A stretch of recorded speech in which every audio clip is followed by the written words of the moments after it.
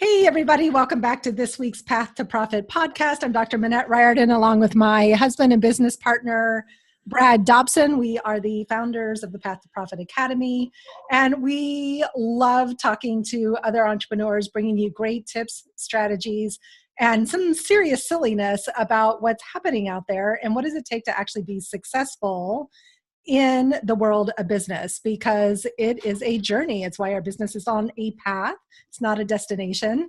And I love our guest today, Vasavi Kumar. Welcome. So excited you're here. Welcome. I actually love your guest today too, which is myself. So I know. And I love that about you because you bring an incredible sense of humor and just a little bit of ferocity to everything that you do. That's like wicked, hilarious, and on purpose. And so super excited to be sharing your genius with our guest today. Thanks for having me. All Cool. right. So Brad's going to share your bio. You're going to share the quote too? Yeah, definitely. If you can read my handwriting. Minette, we love to have a quote when we start these things. So Okay. she led with Elvis Presley today out of the blue. Values are like fingerprints. Nobody's are the same, but you leave them all over everything you do. I love that. So true. So true. So a little bit about Vasavi. Vasavi Kumar is often described as your kick in the pants guide to en route to your desired destination. She's a licensed social worker, special education teacher, and a certified coach. Holds dual master's degrees in special education from Hofstra and social work from Columbia. Another person who wants to be in school all the time, like Minette. Oh, yes, professional student. Yep. She's a pro at attracting media and works with her clients to create and go after opportunities that are aligned with their brand values. And we want to dig into that today. She's been featured in the Wall Street Journal and was a regular on NBC's Kansas City Live as the Keeping It Real guru. I like that one. And was on VH1's Basketball Wives, where she coached one of the main stars of the show. I think I need to see some clips from that. Very good. She truly believes that with impeccable character, work ethic, and unwavering values, you can do, be, and have anything you want. Welcome again, Vasavi. Thank you. So we'd love to hear in your own words just a little bit about what are you working on right now? What's exciting in your business or new in your business? Well, I actually have to share something that just happened. I decided that I wanted to delve into a new industry. Being 35, I'm divorced. I don't want to have any kids. I feel like I have the freedom to do anything I want. That's the whole point of being an entrepreneur, right? So I've always been interested in real estate. So I actually just took on a part-time job as a leasing consultant. So I get paid and I also get commissioned to like walk people around different properties and you know, just still provide sales, marketing, and customer service. You know, it's still everything that I already do and did in my business, which is follow up, leads, marketing, customer, all of it, but I get to do it in this new industry. So actually that's brand new. Like I literally just started this job last week. Awesome. Neat. I'm working part-time. So with that being said, you know, I said to myself, I don't want to take on this job, but then not keep running my business. You know what I mean? But I get to be extra selective about who I work with. So I have a few clients right now that I'm doing my social work with because I'm a licensed social worker from Columbia. So it's actually the best of both worlds because I get to delve into this new industry, but I just did a rebrand of my website. So if you go to vasavikumar.com, that's brand new. We just rebranded the It's gorgeous. I absolutely love it. Love the colors. The images are beautiful. Thank Love you. the bare feet. Always bare feet. I mean, I think that's a cultural thing because, you know, in the Indian culture, when we enter our house, we always take our shoes off. So I'm just like always used to like not wearing shoes ever. So yeah, I figured why not. So right now what's going on in my business is, you know, I'm not over functioning like I used to because the truth is in my business, when that was my only source of income, it was really exhausting. It was all exhausting because I enjoy doing one-on-one work. But with that being said, I had to put all my time, all my energy, everything into getting one-on-one clients, which was fine. But then I started to get really bored. And also I think it's important. True sign of a creative. Yes, exactly. And honestly, I have to say this because even for your listeners and your viewers, you know, you have to know how you operate. You know, like I am not someone who can do one thing for a very, very long period of time. So my business, I've done for 7 years. I've been in my business for 7 years. I got bored. I just got bored. And I said, you know what? I want to do something different, which isn't too outside the realm, but it's still something fun, something exciting. And so real estate has been something like that for me that I've always just been like, God, I would just love to just offer that one-on-one customer service, following up with leads. I love doing that. I love everything to do with the, from the time you meet someone to the time you close them. Like, I love that entire process. So that's where I'm at right now. And what's fascinating is it's the same process, whether it's getting a coaching client, a social work client, probably getting the gig on the Basketball Wives. I mean, it's all the same, right? It's all the same thing. First of all, you need to have your vision and you need to know what you're going after. And then you have to be clear about who you're going after. And then it's also about how are you articulating what it is that you want, right? And then it's also following up until you get either a yes or. He talks faster than I do. I know. I mean, I told you. That's awesome. So it really is about having that process. And I'm already seeing in this industry that I'm in, I mean, it's literally like someone comes into the apartment complex, they're interested in a 1-bedroom, 1-bath, and then I'm going to tell them what they have available. Then I'm going to show it to them. And it's just about, it's not about selling them. You know what I mean? It's not about selling them. It's about, this is what they want. This is what I have. Take it or leave it, So it's just this like nice organic process that I already used in my business, but now I just get to use it in a different industry. So customer journey. It is the customer journey. And so the other piece there, you talked about your big vision and going after what you want. I'd love for you to talk a little bit about the core values piece, because it's clear that that's important to you, right? Like, you have really strong values, and how does that inform everything that you do? My core values, I could go on and say it's like integrity and honesty and all of that, which is all very important to me. But, I think if I had to sum up what my core values are, it actually boils down to one thing, you guys. It really is, I want to leave people better off than when they first met me, period. Right? So even if it's just you and I only meet this one time and that's it for the rest of our lives, I would love for this one experience to be the best ever, and then we move on, or even if it's a cashier at Starbucks, you know what I mean? Like honestly, that's my number one thing is whoever I meet, even if it's just one time, whether it's a potential client, customer, whatever, and like, even if it doesn't end up into a final sale or whatever, that doesn't even like drive me. You know what I mean? Like, that's not my driving force. My driving force is if you come in contact with Vasavi Kumar, you will leave better off than when you first met me. I know it sounds a little narcissistic, which it is, but I do feel it really has a lot to do with how I show up and how I impact anyone's life around me. Actually, I don't. It's lovely. Yeah, I don't think it's narcissistic at all. We just a couple of episodes ago, we had a gentleman who worked with Minette before as a speaker, placement guy, and his whole deal is asking people how he can be of service to them, and you're not really doing anything different than that. I don't think I actually need to ask, what can I do to be of service to you? I can just show up and be a kind, good person, and then just by default, I'm already being of service to you, Yeah. So.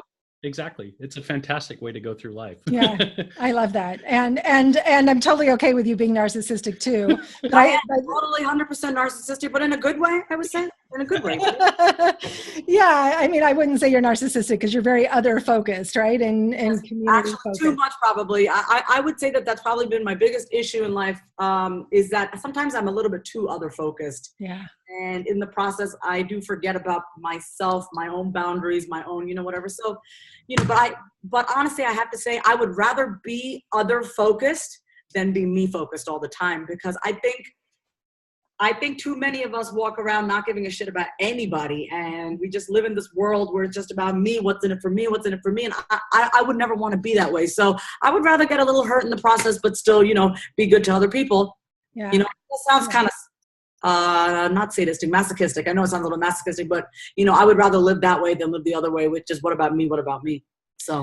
Yeah. And I love that perspective, because I think it's what makes you successful in business and what makes you attractive in the media is that you're showing up feeling really confident and clear about who you are and other focused at the same time. So I think you've got the two halves of the whole beautifully. So let's dive into branding a little bit, because we loved what you said, and I'm just going to repeat it here about working with your clients to create and go after opportunities that are aligned with their brand values. What does that mean? So what I mean by that is, I think a lot of times first of all, I find that entrepreneurs are scared to go after, being pitched to a podcast or being on a radio show or something like that, or whatever. And I would say, first, figure out who the hell you are. Who are you? What do you stand for? What's your identity? What do you stand for? What are your values? And then try to find the media outlets that are going to support your message, So that's what I mean when I say that. So if you are a mommy blogger and you cater to divorced moms who are looking to transition into, I don't know, you guys know what I'm saying, right? So, okay, fine. So find out where your target audience is, find out where they get their information, find out where they, get all their reading material, their audio material, whatever, and then go after those outlets so you can position yourself in front of that target audience with your message. You know what I'm saying? Like, a lot of people are just shooting all over the place, just wanting to be famous. It's not about being famous. It's about being relevant and also giving really good content to your audience. It's an awesome tweetable. It's not about being famous. It's about being relevant. Yes. I have to blow my nose. I have like really bad allergies. You are so fine. We don't care if you blow your nose. So attractive. You can just, this just shows right here. Do not be afraid. Yeah, this is all about getting real. And, the people that are listening wouldn't even notice anyway. So I'm curious so let's give an example of that, going after what you want. So the VH1 show, was that something that was an opportunity that showed up or something that you went after? It's so interesting. I started my coaching business in 2010. I had just finished my master's at Columbia in social work. I had just heard about the coaching industry. And so I was in this coaches training program. I had a colleague from my internship, from my social work internship. It was so random. She goes, she told me about this event in Manhattan, because I'm actually from New York. It was at the Jacob Javits Center called Circle of Sisters, okay? And she goes, Vasavi, I think it'd be really good for you to get a booth there and offer some coaching services. Because she said there are like 30,000 people that come to this event. I was like, sure, why not? So I spent $1,500 to get a booth, and I offered life coaching services. I had no idea what the hell I was doing. I was like, let me help your life. Meanwhile, I'm like 26 years old. But anyway, no, you know what I mean? I mean, I still took that risk. And so I had this life coaching booth, and then I also collected all their email addresses, and I gave away free coaching. And so then the next day I followed up with over like 500 women that I had met. Mm-hmm. One of the women that I followed up with, who I did not know at the time, she was a producer for VH1. So then 4 years later, fast forward 4 years later, I'm at the dog park with my golden retriever, and I get this voicemail, and I check this voicemail, and it's a producer at VH1, and they're like, oh, we got your name from so-and-so. And I was like, so-and-so, oh my God, I remember her. Who is she? And then I remember 4 years prior, I had met her, at my booth, you get what I'm saying? So my whole point is, people are sitting there waiting for someone to come knocking on your door. And guess what? No one gives a crap about you when you start. Nobody cares who you are. Get over yourself. If you want something, you have to go after. Like I always say this, I am the creator of my universe, right? Like there is no one coming down like from the heavens saying, Vasavi, we're going to give you this. Everything I have ever gotten in life, it's because I have envisioned it and I have acted on it. That's it. I love that. Telling it like it is. I love it. You know what? Sorry. No, never apologize. I mean, it's like, it's so true. Yeah, we have so many clients that end up doing that, and they think they're going to be, the next Instagram superstar and run their whole business from behind their desk and, not do anything to earn it. Like, oh yeah, I'm just going to post some photos, and then all of a sudden I'm going to become Instagram famous. It's like, what is it with this quick, easy money mentality? That's such a Western society thing. You have to understand that my parents are immigrants from India. I don't know anything about quick and easy. Everything I do is hard. I'm not saying it has to be hard, but if I want something, I'm willing to do whatever it takes, blood, sweat, and tears. There is no shortcut for me. You know what I mean? Like, I'm all about efficiency. Don't get me wrong, right? Like if there's an easier way to do something, I will do it, but I do not expect everything just to be handed to me. I did not grow up entitled. So. Yeah. Oh, couldn't agree more. Yeah, we totally agree with you. And so I love this. I think also that reminder that somebody said, here's an opportunity. You followed up on the opportunity. You did the booth. And then magic happened, right? You probably got other clients out of that as well. And then it turned into this incredible opportunity 4 years down the road. So just also that sort of little bit of woo, law of attraction, right? It's like what you put out there, you get back. Yes. And so your willingness to just put yourself out there over and over again, which, clearly it shows, and you've done a lot of different things. Yes. And so what's been some of the really fun ways that you have promoted yourself? Honestly, I love doing interviews like this. I have to say, like, I just love sitting in my house, doing interviews, just, shooting the breeze, talking to people about whatever. I'm just showing up as myself. I get a lot of business this way. Yeah. But I like to just talk. I mean, obviously. The other thing I love is I absolutely love television. So, as you had mentioned in my bio, I was on Kansas City Live. I I just really want to hit this home with your listeners. I reached out to the producers of Kansas City Live. I said, hey, my name is Vasavi Kumar. I have great content. I would love to meet with you. They had me come in the next day. And then the day after that, I was on TV for the first time in my life. Wow. Okay, that's fantastic. I was on there for a year and a half. So it really is about knowing that you do have something of value to offer. That's really what it boils down to. So a lot of my clients are like, I'm not worth it. I don't have anything to say. I'm like, get over yourself. Stop with the sob story. It is so pathetic. It is so beneath you. You know what I mean? Like, you know you have something special or important to say. Don't make it about you. It's not about you. And so honestly, this is where I say faith and spirituality come in. I am not trying to convert anyone into any sort of religion. It's not a religious thing. But if you do not have a faith in some sort of higher power, or you don't believe that there's something bigger than you, you are not going to cut it in business. I'll tell you right now. Because if you make it just about yourself all the time and not realize that you've been put on this earth for a reason, it's going to be much harder for you to go out after those opportunities. It's not about you at the end of the day. So I'm curious if you talk this directly to your clients. Yes. Every single one of my clients has some sort of faith or belief. I don't care if you're Christian, Jewish, Muslim, Hindu. It's not about that. It's not about that. It's just about, okay, actually it's really funny because I'm not Christian, but I do know in the Bible, Jesus talks about having that mustard seed of faith. I guess there's this one quote. I don't know why I know that, but I do.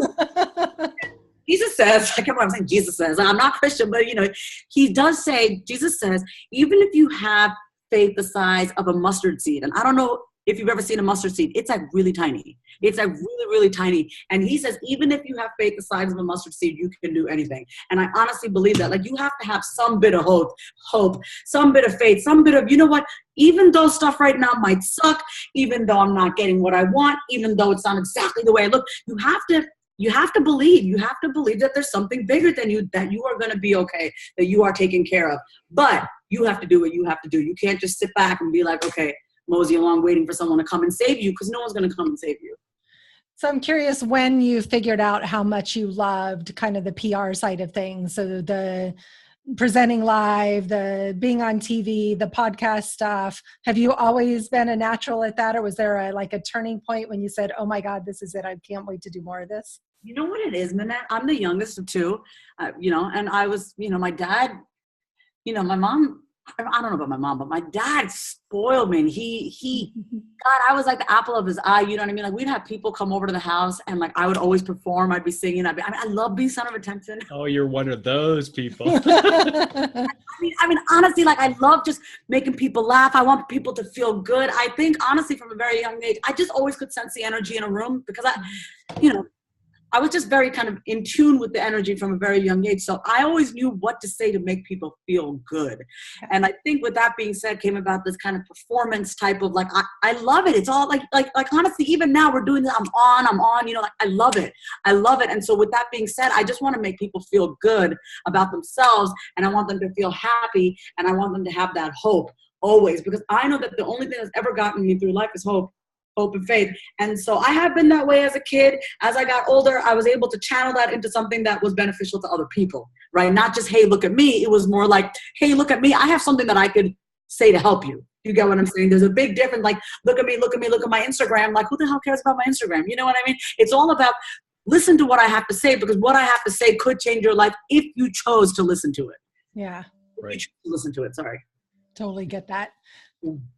No, I'm just thinking about this from he's got a twinkle in his eye. I'm thinking about it from a coaching perspective. Tell me. Are you coaching people in business very much, or yeah?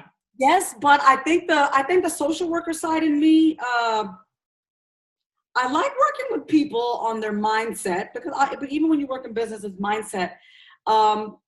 I love coaching people in business. I really do. But, here's what I found. You cannot separate the two. You cannot separate the mindset from the business. So I think having my social worker background has really worked to my advantage. I think just being a natural born saleswoman and just marketer, I just understand psychology very well. And I think also having a very good set of values has made me one of those coaches that is not going to tell someone just to do something just for the bottom line. You know what I mean? I don't look at things as a bottom line all the time. It's not always about the dollar at the end of the day. In fact, it's not about the dollar at the end of the day. It's about how you treat people, and also how much value are you providing, and then the bottom line will increase as a result of that. And I truly believe that. Yeah, I do too. I think that's super, super well put. And so who are your ideal clients? Who do you love working with? So it's so funny, actually, when it comes to social work and therapy, even though I'm divorced, I love working with couples. I do. I like love working with couples on their communication. Yes. I can see both sides of it, because in my marriage, it obviously didn't work, but there's so much I see now that I could have done differently or he could have done differently, but him and I are still close and very civil. I love working with people on just how you communicate, how you show up. I love to work with people on taking responsibility without like flogging yourself. You know what I mean? Like there's a way to take responsibility without feeling crappy about yourself, right? Actually, there's so much power in taking responsibility for your life. So I'd love to do that. When it comes to business, I guess it really is more about how are you writing? How are you showing up? What kind of interviews are you giving? What kind of pitches are you writing? How are you marketing yourself? I love working with people who are super talented, but they have gotten caught up in all the comparison. It's just like, why are you comparing yourself? I don't care what anybody else is doing. I do not care what anybody else is doing. And I think it's because I'm so clear on the value that I bring to the table. So yeah, I love to work with people who are extremely talented, but they get caught up in the Joneses. And I don't think you should be getting, trying to keep up with the Joneses. I really don't. So yeah. Awesome. So why Austin? What took you to Austin? So, wait, hold on. We have a little visitor. If you just want to say. Is this your baby? Hi, puppy. So for those of you that are listening, she's got her gorgeous golden retriever there with her. Oh my God, sorry guys. I just, she's a part of my life. No, normally my cat has been crazy today. Like every call I've had, she's been on me. Right now she's upstairs sleeping, finally quiet. So we totally get it. Her nose is so wet. So why Austin? So like I said, I'm born in New York, and I got married and we moved to Kansas because my husband bought a business there. And then I said, screw this, I'm not living in Kansas anymore. So then we moved to Austin, and then I went to culinary school. I actually went to vegetarian culinary school here because I felt like it. And that was I can't even keep track of time. It's like something happens after you get divorced, you just like lose track of time. I think that was 4 years ago. And so I moved to Austin because it is liberal. I would never live anywhere else in Texas, just gotta say, but I love Austin. And I plan on being here for a little bit longer, so we'll see. Yeah, that's nice. I'm a native Texan, so I was just curious. Oh, where in Texas? I was born in Big Spring, which is in the Panhandle, grew up in San Antonio. Went to Texas A&M undergrad and did my master's at UT. So lived all over, and then we followed his job. We met in the Bay Area, but followed his job back to Texas and lived in Plano, Texas for 13 years. Oh, wow. Okay, great. Yeah, so been all over and couldn't wait to get back to California. We're happier to be back here in California. Oh my God, I'm so jealous that you guys are in California. Wait a minute. So are you in the Bay Area right now? No, we're in Santa Barbara, which is... God, I love Santa Barbara. Yeah, we do too. Too. Yeah, we wake up every day going, we live here. So lots of gratitude. I'm happy for you. That's great. Yeah, it's super fun. And it was intentional, right? I mean, I think it was such one of those stories where, just like you were saying, where we were coming here no matter what. Like, we didn't know if we could afford to live here. We didn't know if we'd have jobs. We didn't know what would happen, but we said we're going no matter what. Yep. Right? And everything that could go right did. And so we've been here about just over 5 years. Commitment. Yeah, it was totally about that commitment piece. That's great, you guys. No, I think that's awesome because a lot of times people are just like, how am I going to make it work? Blah, blah, blah. I have this opportunity actually going on right now with the TV show. And they want me to leave October 6th. And I'm like, oh my God, but I just started this part-time job. I'm like, how am I going to make it work? And I'm like, I don't know what I should do because I don't like to go against my word. Like I have this boss who really likes me, but I really want to be on the show. Like it's real life, because you have an opportunity, but then you have other stuff and you're like, how am I going to make it all work? So I'm in the same exact process right now where I'm thinking about what should I be doing right now? Like, head versus heart. So I have to. Yeah. And do you feel like you rely on your core values to guide you in cases like that?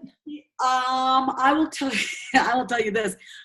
The only thing stopping me right now, it's more of the analytical piece. It's more the logical piece. Like I'm moving October 16th. I'm actually moving apartments. I just started this part-time job. Do you know what I mean? And this TV show wants me to be gone October 6th through 10th. And then if I make it past the final round, I'll be there for an extra 5 weeks. I have a dog. I mean, like, it's just all these variables. So logistics are a killer. Yeah. But I believe if you make up your mind and you're like, this is what I want, it will work out. I will find a way. I have money. I can have someone take care of her. I can have my mom come. I mean, I can figure it out. Yeah. But I don't know right now. I'm just I'm also in a mode of, because I'm a very quick decision maker, because I'm very in tune with my gut. But right now I'm like, I'm just going to chill for a second and I'm not going to make any decisions right now. Sometimes that's okay too, to not make a decision just yet. Yeah. Yeah, I love that. And I think that's a great place to end about it's the commitment and the clarity, being willing to make decisions fast and just getting out of your own way. Yeah. Yeah, I love that. Vasavi, thank you so much. So much fun. I love your intensity and your fierceness, and your clients are lucky to have you, right? Because we all need that kick in the ass. We all need someone both to see our greatness and then to like help us get out of our own way. So what you're up to is amazing. Thank you. That's so kind of you. I appreciate that. Yeah. Wonderful. Wonderful having you, Vasavi. Thanks. So again, I'm Minette. This is Brad. We're the Path to Profit Academy. You can find out more and listen to more podcasts at pathtoprofitacademy.com/podcasts. And make sure you check out the show notes for links to Vasavi. But before we go, we forgot one thing. You actually had a free gift for everybody, didn't you? Never free gifts. Yeah. So here's the thing with being an entrepreneur, right? We have a ton of ideas. We don't know which ones to pick. So I just created a short 20-minute video on how to take all of your ideas and then using your own intuition and your logical mind, how to pick one of those ideas and take action on it in less than 20 minutes. Because I got to say something, Wow. Because you can always take action on something, right? I mean, I think people think it has to be so complicated. I mean, like, even if it's an email that you may write, it may be a text. It could be something. You can always take action on something in less than 20 minutes. So that's what the video is about. And so you get to see a pretty face on this video. And then after that, I do invite you to get on the phone. The pretty face with the perfect eyebrows. Oh my God, I get them threaded, girl, $7. I actually go, listen, I actually, there's this lady from Pakistan. She runs a beauty salon, which it has to be illegal, out of her apartment. But it's great. I just go there, $7. I'm glad you noticed my eyebrows. I just got them done. Thank you. Yeah, you're welcome. And I noticed in your about page, you referred to that and they look phenomenal. So I love that. They're everything, you guys. Eyebrows are everything. So we'll put a link in the show notes, but it's Vasavi Kumar, VASAVIKUMAR.com/focused action. Focused action. And we'll put that in the show notes. Go check that out. 20 minutes to learn how to take action and manage those bright, shiny ideas. It's funny. We just did our last podcast on how to manage bright, shiny object syndrome. So it's a common conversation on our show. Thanks again so much for your time, for your generosity, and for your brilliance. Thank you. Bye, All right. Bye, everybody. We'll see you soon.